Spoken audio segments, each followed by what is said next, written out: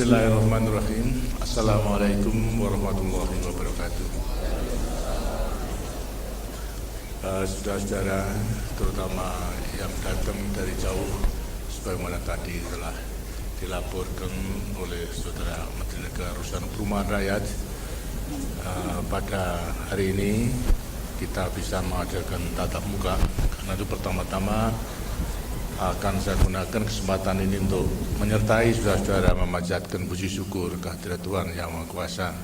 Karena rahmatnya pada hari ini saudara-saudara dari jauh dapat bersama-sama kita menyaksikan peresmian penggunaan atau selesainya pembangunan perumahan sederhana, perumahan sangat sederhana, dan perumahan susun sederhana, yang semua adalah diperuntukkan bagi masyarakat kita yang berpenghasilan rendah atau rakyat kita yang kurang mampu. Saudara-saudara sekalian, sebagaimana kita telah mengetahui cita-cita pembangunan kita, bahkan cita-cita perjuangan kita adalah membentuk masyarakat adil dan makmur berdasarkan Pancasila. Masyarakat yang adil dan kemakmuran, makmur dalam keadilan berdasarkan Pancasila. Karena itulah kita telah bertekad bahwa pembangunan ini sebagai pengamalan daripada Pancasila. Untuk menyusun, membangun masyarakat adil dan makmur berdasarkan Pancasila tidak mungkin kita capai sekaligus, tapi harus secara bertahap. Nah, sekarang tahapan pertama yang dibutuhkan untuk mensejahterakan kehidupan daripada rakyat itu apa? Sejak semula, mulai pelita pertama sampai pelita kelima, ialah 25 tahun kita melaksanakan pembangunan, kita telah menentukan sasaran yang paling sederhana untuk dapat mewujudkan kesejahteraan hidup daripada rakyat, ialah cukupnya pangan, cukupnya sandang, dan cukupnya papan. Di samping itu lapangan kerja, pendidikan, dan kesehatan sesuai dengan kemampuan kita. Sekarang apa yang telah kita capai? Pangan, dapat dikatakan alhamdulillah kita telah bisa swasembada pangan. Setelah kita berjuang 17 tahun, mulai 69 sampai kepada 84, kita telah bisa swasembada pangan. Kita harus bersyukur itu karena kita tidak hanya memberi makan bagi rakyat kita yang jumlahnya kecil, akan tapi jumlahnya besar. Sekarang adalah mendekati 200 juta masih bisa swasembada pangan. Benar-benar ini merupakan salah satu hasil yang sangat menggembirakan. Masalahnya sekarang, apakah mengenai cukupnya pangan ini akan bisa kita pertahankan terus? Pangan memang akan tetap dibutuhkan oleh rakyat kita. Di sampingnya kita memang mencukupi daripada pangan, kita memang harus juga menjamin agar supaya harganya stabil di mana-mana, tidak bergejolak daripada harganya. Dan karena wilayah kita adalah sangat luas dan terdiri daripada kepulauan, untuk menstabilkan daripada pangan itu tidak mudah. Itu karena sentral produksi beras harus kemudian dikirim ke daerah-daerah lainnya yang memang tidak menghasilkan. Kalau sampai terlambat saja, harganya tentu sudah akan naik. Nah, sinilah pentingnya daripada stok nasional untuk dapat menjamin agar supaya harga pangan selalu stabil. Apakah kita akan bisa mempertahankan daripada swasembada pangan ini? Bisa, karena sekarang kita telah berusaha untuk meningkatkan produksi per hektar.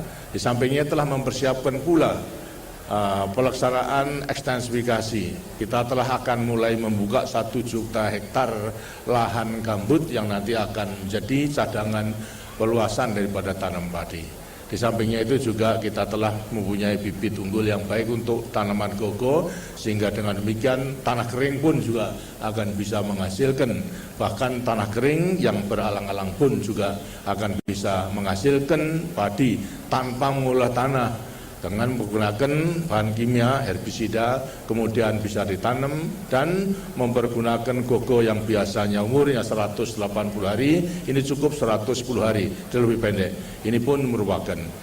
Yang ketiga juga kita masih akan bisa mengusahakan dalam rangka memanfaatkan hutan tanaman industri yang akan mensuplai kebutuhan kayu untuk pelep dan kertas. Ini tiap-tiap tahun akan kita tebang bersih hutan yang telah kita tanam, kemudian ditebang bersih, kemudian pada waktu ditanam kembali. Pada waktu tanaman masih muda ini akan bisa ditanami sela-selanya dalam rangka tumpang sari juga pangan. Ini juga merupakan puluhan ribu hektar. Nah, tentunya lambat laun kalau penduduk kita kemudian lantas menjadi tambah, sedangkan produksi lahan melewati ekstensifikasi juga telah jenuh, tentunya kita harus mulai siap-siap dengan cara bagaimana agar supaya pangan tidak kekurangan. Nah, di sinilah perlunya mulai sekarang kita harus juga mengadakan diversifikasi benih agar supaya kebutuhan beras tidak seperti yang sekarang ini, 1 tahun 136 kg. Tapi daripada negara-negara lain, kebutuhan beras 1 tahun itu sangat minim. Karena apa? Ialah menyusun menihnya, tidak seperti sekarang kita makan nasi dulu, kenyangnya diutamakan, akan tapi mengenai lauk dan sebagainya di belakang. Sedangkan negara-negara lain, bangsa-bangsa lain tidak, nasinya itu di belakang. Karena cukup hanya 1 mangkok saja, tidak 1 piring munjung, tapi 1 mangkok saja. Karena sebelumnya sudah makan sayuran dulu dipenuhi. Kemudian lantas juga daging, ikan dan sebagainya makan. Baru kemudian nasinya. Karena itulah nasinya bisa sedikit. Jadi kita harus sudah siap-siap menghadapi nanti tahun-tahun yang datang abad 21. Kalau toh nanti dalam rangka swasembada pangan adalah produksi kurang, maka kita harus siap-siap untuk merubah mulai sekarang menu kita agar supaya nanti nasinya itu kalau dapat ya sepertiganya saja dari 136. Berarti kita akan bisa memberi makan ya 3 kali daripada rakyat sekarang. Inilah mengenai soal pangan. Jadi kita bisa tenang hidup kita. Pangan tidak akan menjadi masalah. Sedangkan negara-negara lain menghadapi pangan itu susah sekali. Kita harus bersyukur kepada Tuhan Yang Maha Kuasa. Kemudian sandang bagaimana? Sandang sudah cukup, sudah baik. Bahkan kita ekspor. Apakah walaupun kita tidak menghasilkan kapas, akan tapi bisa membuat penggantinya daripada sandang. Apakah itu dari rayon maupun juga dari sintetis fiber dan sebagainya. Jadi tidak menjadi masalah. Kemudian papan. Nah, ini sandang, pangan, papan perumahan. Di sampingnya itu juga lapangan kerja. Lapangan kerja memang tidak mudah. Lantas pendidikan pun juga alhamdulillah kita sudah bisa mewajibkan belajar daripada anak umur 7 sampai 12 tahun, 15 tahun tidak hanya wajib belajar 6 tahun, tapi sudah menjadi 9 tahun. Kemudian lantas kesehatan juga sudah merata daripada seluruh wilayah pelayanan kesehatan. Nah, sekarang mengenai perumahan itu gimana? Perumahan juga tidak mudah. Karena itu kita harus secara bertahap untuk membangun daripada perumahan. Trilogi pembangunan, stabilitas nasional, pertumbuhan dan pemerataan juga kita terapkan dalam rangka membangun perumahan ini. Bagi pengusaha-pengusaha yang ingin membangun perumahan untuk dijual, sudah kita berikan ketentuan bahwasanya mereka boleh membangun rumah untuk dijual kepada yang mampu, tapi harus juga menyediakan rumah bagi yang kurang mampu dengan ukuran 136. Jadi 1 rumah baik dijual, 3 menengah dijual boleh, tapi juga 6 harus membangun rumah sederhana. Tapi rupanya belum banyak yang menepati. Nah, karena itu akan kita tagih daripada mereka supaya memenuhi kewajibannya ini. Kalau nanti lama-lama tidak memenuhi, ya terpaksa rumah yang telah dibangun, baik 1, 3, terpaksa ya kita minta, kemudian lantas dijual untuk ganti yang 6 nanti. Jadi mereka tidak boleh menghindari, tidak akan bisa menghindari dari kewajibannya membangun 6 rumah. Demi apa? Demi pemerataan dan keadilan tadi. Nah, sekarang dengan sendirinya juga pembangunan rumah untuk rakyat, untuk rakyat keseluruhannya yang tinggal di kota sama di desa. Tidak mungkin kita membangun rumah yang baru. Tapi syukur alhamdulillah bahwa saat kita di desa pun juga sebenarnya mengenai soal perumahan tidak kekurangan. Cukup, hanya memang persyaratan kesehatan belum memenuhi. Karena itulah kita bangun agar supaya mereka memperbaiki daripada rumah-rumah tersebut dengan menyediakan bahan-bahan bangunan, apa itu semen, apa itu genteng, apa paku dan sebagainya. Memang rumah-rumah telah ada, tapi tidak memenuhi kesehatan. Mereka belum mengetahui betapa pentingnya daripada kesehatan, tapi hanya semata-mata membangun rumah tidak hanya untuk dirinya, tapi juga untuk binatang, untuk kewan-kewannya. Sehingga mereka itu satu rumah tidak hanya didiami sendiri manusianya, tapi juga binatangnya sama-sama. Seperti pada waktu Perang Gereya, kalau saya terpaksa harus nginep di satu rumah, ya terpaksa tidur sama kambing sama sapi, karena rumahnya memang ada di situ. Karena apa? Mereka adalah menyayangi sapinya. Kekayaannya hanya itu dianggap emasnya. Kalau sampai hilang, dicuri orang, dengasnya akan kehilangan. Karena itu sapi dan sebagainya juga bersama-sama tidur sama orangnya. Di samping itu juga mereka mengetahui membutuhkan pupuk. Pupuk juga supaya simpan di rumah, tidak di luar. Karena kalau di luar diambil orang, mereka akan kehilangan pupuk. Ini adalah pengertian-pengertian yang sederhana, disesuaikan dengan kebutuhan. Sekarang tentunya tidak boleh. Ini rumah harus betul-betul sehat. Sebab kalau tidak sehat bagi penghuni akan mengganggu kesehatannya. Walaupun mereka bisa makan banyak, tapi kalau dipenuhi daripada kebutuhan pangan, tapi kemudian lingkungannya terganggu, tentunya juga mereka itu akan terganggu kesehatannya. Nah, kita mulai sekarang membangun rumah-rumah mereka itu menuju rumah sehat, bukan membangun yang baru, tapi menyempurnakan. Di antara lain adalah memisahkan. Yang tadinya sapinya di rumah yang harus keluar, dibikin kandang sendiri. Yang tadinya tidak ada WC-nya dibuatkan daripada WC. Yang dulu juga memang mereka hanya memikirkan supaya rapat rumahnya, tidak ada cahaya, sekarang kita tambah dengan genteng kaca supaya ada sinar matahari. Yang belum ada jendelanya kita buatkan jendela. Bahkan akhir-akhir ini yang masih juga lantainya itu tanah, maka kita mengadakan jubinisasi katanya. Jadi rumah-rumah rakyat yang biasa diadakan jubin. Karena pada suatu saat pada waktu itu ada krisis semen, karena ternyata digunakan untuk jubin daripada rumah rakyat yang banyak sekali.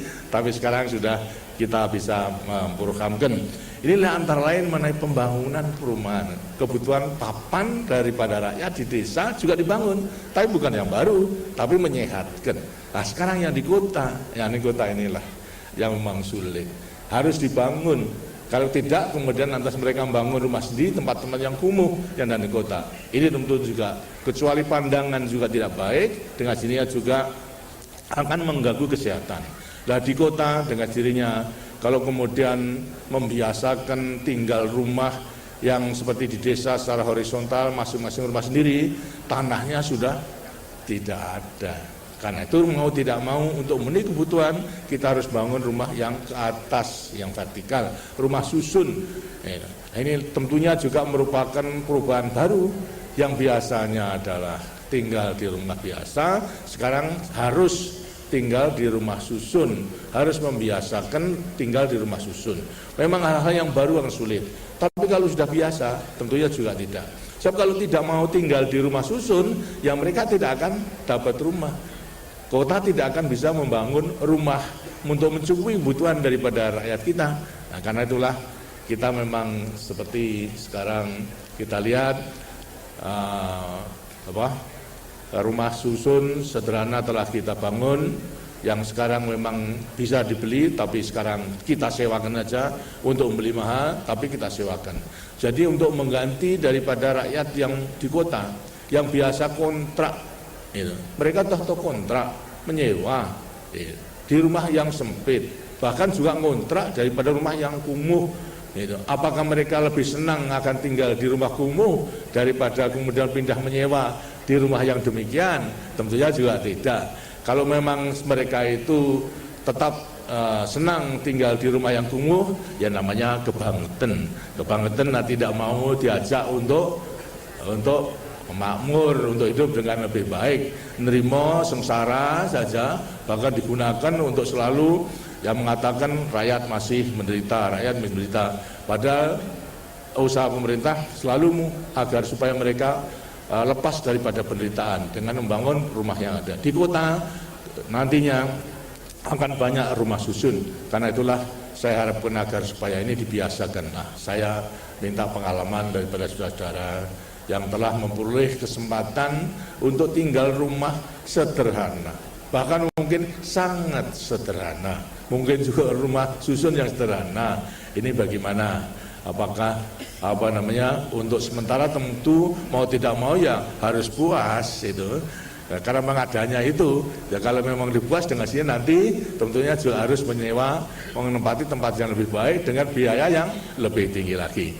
Saya silakan coba saudara-saudara yang telah memperoleh kesempatan pengalaman bagaimana. Apakah ada rasa kebahagiaan yang tadinya tidak punya rumah lantas ada rumah, yang tadinya menyewa rumah yang bobrok kemudian tinggal di rumah yang agak baik, bukan baik sekali, yang agak baik karena memang pemerintah belum menyiapkan yang baik sekali. Dan dikata siapun yang baik toh juga tidak bisa pakai, itu karena tidak bisa menyewa atau bisa membeli. Asal silahkan daripada saudara-saudara yang telah menempati rumah-rumah yang telah dibangun itu, silakan. Ya Ibu, Tuan, silakan. Assalamualaikum warahmatullahi wabarakatuh. Bapak Presiden beserta Ibu Soeharto yang kami hormati. Perkenalkan, nama saya Nyonya Susanti Simanjuntak, penghuni Rumah Susun Tanah Abang, pekerjaan karyawati swasta. Juga sebagai pengurus Perhimpunan Penghuni Rumah Susun Tanah Abang atau PPRSTA yang sejak 5 Oktober 1990 telah terbentuk, dan dalam pengelolaannya waktu itu mendapatkan subsidi dari Perumnas yang diberikan secara Bapak Resmikan.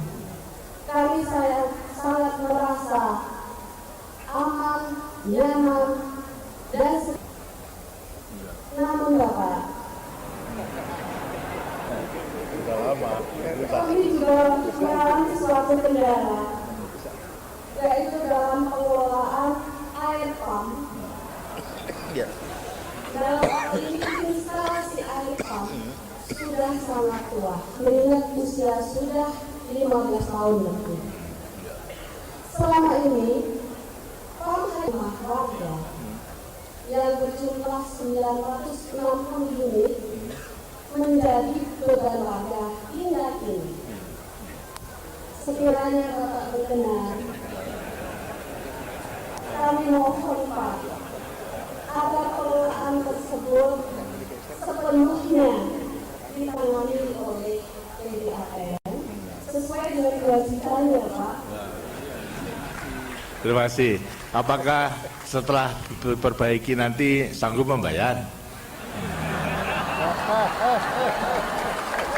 Saya rasa Pak, kami mohon sepenuhnya pada pihak PDAM yang mengelola. Nah, ya siapa yang mau membayar? Baik. Saya mengerti, memang masalah air menjadi masalah daripada kota-kota yang besar, terutama ke kota Jakarta ini. Karena itu juga saya telah mendengar dari Pak Gubernur akan membangun daripada air minum, bahkan akan langsung mengambil daripada air tersebut dari Jatiluhur maupun juga Cirata, sehingga dapat memenuhi daripada seluruh kota. Ledeng-ledeng yang telah tua memang sudah banyak yang rusak, sehingga banyak kebocoran di jalan. Di sampingnya itu dengan sini tekanan akan menjadi kurang. Kalau kemudian lantas sekarang harus ke atas, tentunya juga harus pakai pompa dan lain sebagainya. Tapi itu semua memang sudah diketahui oleh pemerintah, hanya memang tahapan-tahapan. Bahkan karena biayanya juga tidak kecil, ini serahkan pada swasta. Konsekuensinya nanti kalau swasta tentu juga harus ada imbalan kembalinya daripada modal, berarti membayar, tapi memang akan kita usahakan supaya dalam pembayarannya dalam kemampuan daripada rakyat itu. Sementara belum itu selesai, ya prihatin dulu. Ambil tarir dari bawah terpaksa ke atas itu. Tapi mudah-mudahan turut saja mendoa, mudah-mudahan itu pembangunan daripada DKI akan bisa terlaksana. Terima kasih. Terima kasih Ya. Bapak Presiden, Ya. Bapak Pembangunan Indonesia, Bapak Soeharto yang kami cintai. Terima kasih. Waalaikumsalam. Yang dari daerah siapa? Dari daerah, silakan.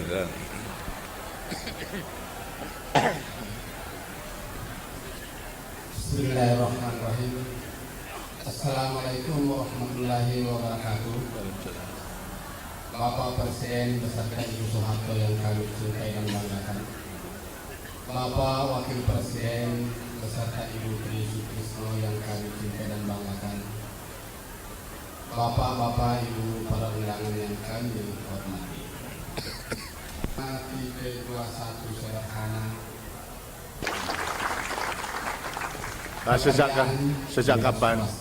Sejak kapan menempati rumah Perumnas? Sejak tahun 90. 90. Ini statusnya membeli atau menyewa? Membeli. Menicil dengan mana? Sekarang cicilannya berapa tiap bulan? 36.000. Berapa tahun itu? 20 tahun. 20 tahun, 36. Bagaimana sekarang dengan cicilan yang demikian selalu bisa ditepati atau pernah nunggak? Bisa ditepati. Ya, karena diambil daripada gajinya. Dipotong gajinya atau membayar sendiri? Saya wira swasta swasta. dan bayar sendiri.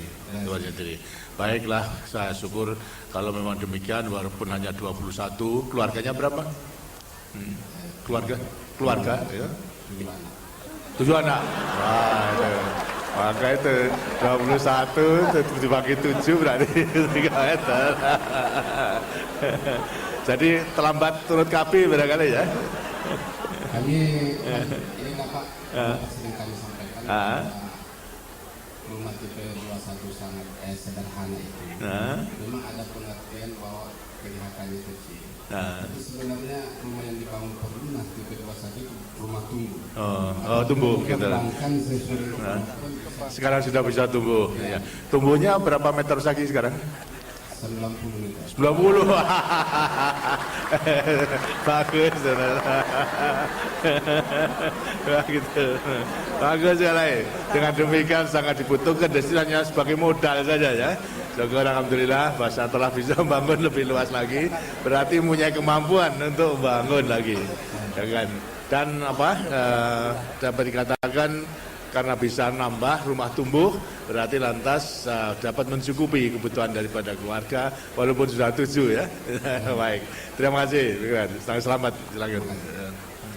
Dari jalan belakang, ya.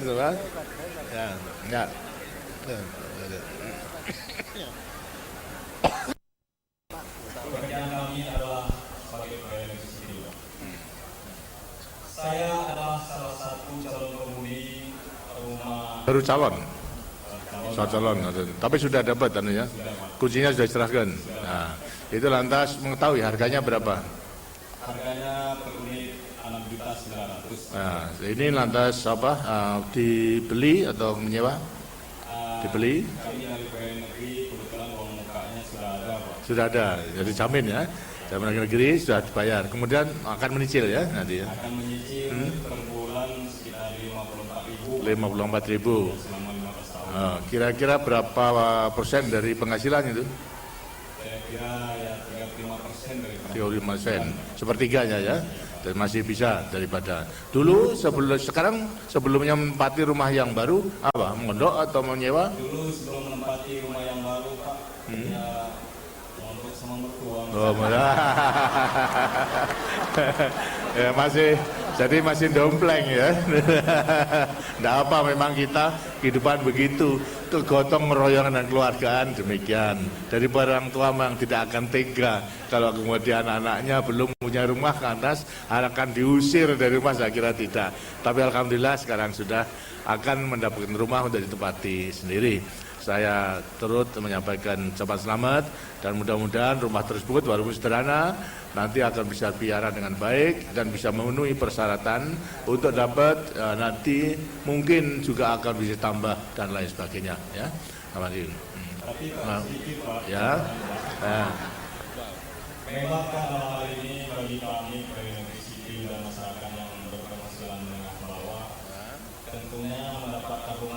sangat senang sekali Pak, dan bahagia serta bersyukur kepada Allah Subhanahu Wa Taala. Karena telah diberikan rahmat Pak.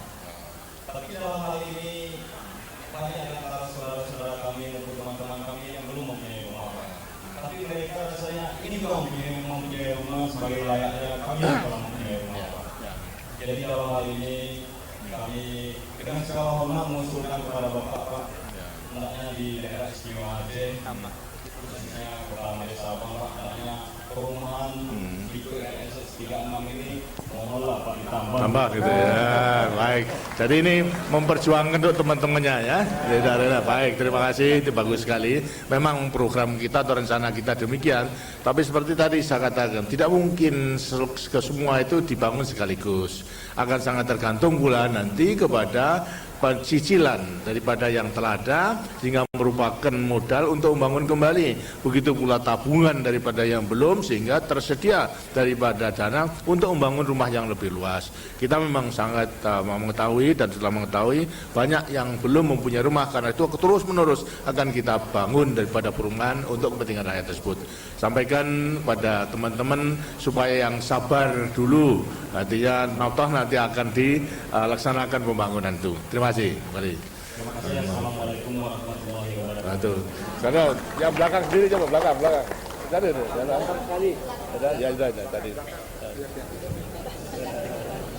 Assalamualaikum warahmatullahi wabarakatuh. Waalaikumsalam. Bapak Presiden Republik Indonesia serta Ibu Soeharto yang menghormati, Bapak Wakil Presiden Republik Indonesia beserta Ibu Tri Sutisno yang terhormat. Nama kami, kami bersyukur dengan adanya diplomasi ini. Kami bisa terangkat dan kami dalam rangka ulang tahun emas, kami terus terang kapan kami akan ketemu Bapak seperti ini. Karena itu Pak, dalam kesempatan ini kami di Perumnas mungkin juga di Perumnas yang lain sarana beribadah. Kami mengharapkan Anda yang kata bisa melalui Bapak. Kami mohon kepada developer kiranya selain membangun rumah sederhana dan rumah sangat sederhana, kami mohon kiranya dapat dibangunkan juga musola sederhana. Musola sangat sederhana. Selain dari itu Pak, mengenai masjid, kalau kami mau urunan 20 tahun Pak baru bangun masjid. Karena itu kalau bisa dari Yayasan Amal Bakti Pancasila, mohon. Kalau tidak kami seperti ini saja Pak, jadilah. Rakyat kami di Perumnas Rakyat sebenarnya sangat mengharapkan Pak.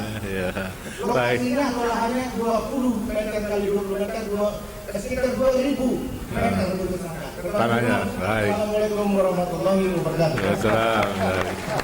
Terima kasih. Dan mudah-mudahan kebahagiaan itu benar-benar dirasakan sekeluarga dan juga daripada lainnya.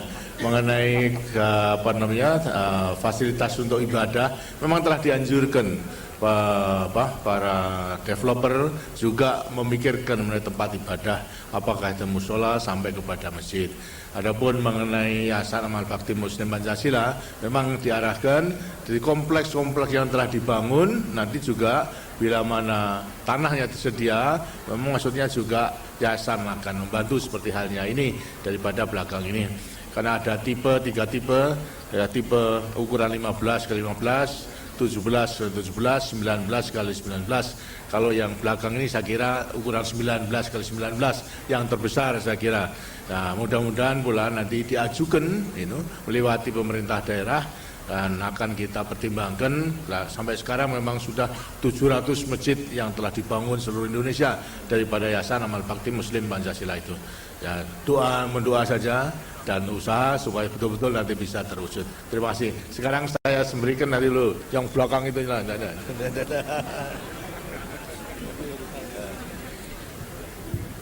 Terima kasih Pak. Assalamualaikum warahmatullahi wabarakatuh. Waalaikumsalam. Yang terhormat Bapak Presiden serta Ibu Soeharto yang kami cintai. Yang terhormat Bapak Wakil Presiden beserta Ibu Tri Sutisno yang kami cintai serta undangan yang berbahagia.